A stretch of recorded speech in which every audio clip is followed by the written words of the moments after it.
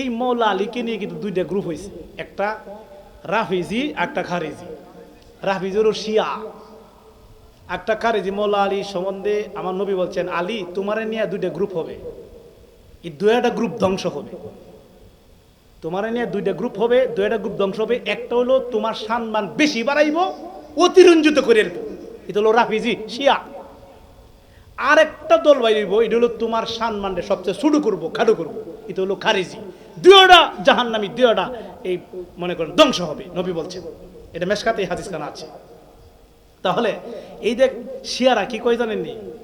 শিয়ারা মৌলা আলী ছাড়া কোনো সাহাবী মানে না, আবু বকর সিদ্দিকও মানে না, উমর ফারুক মানে না, উসমান জিনুর মানে না, আর আমিরে মুয়াবিয়া তো দেখতেই পারে না, হুদা গালি গালাজ করে। জোরে বলেন না নাউজুবিল্লাহ। আচ্ছা, আমরা সুন্নি যারা, আমরা সাইর খলিফারে মানি, কি বলেন ঠিক না বেটে? আর এই শিয়ারা এমন জঘন্য কথা পর্যন্ত বলে, কি বলে জানেন? যে মা ফাতেমার নাকি হযরত উমর ফারুক রাদিয়াল্লাহু আনহু লাথি মেরে নাকি মেরে ফেলছে। জোরে বলেন নাউজুবিল্লাহ। মা ফাতেমার গর্ভে নাকি সন্তান ছিল, পরে নাকি উমরে লাথি মারছে, পরে এই সন্তান পেটের মধ্যে মারা গেছে, মা ফাতেমা নাকি ইন্তেকাল করছে।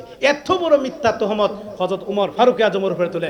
অথচ ফারুক আজম সম্পর্কে আমার নবী বলেন, আমার উপরে যদি নবী হইতো হযরত উমরে হইতো। জোরে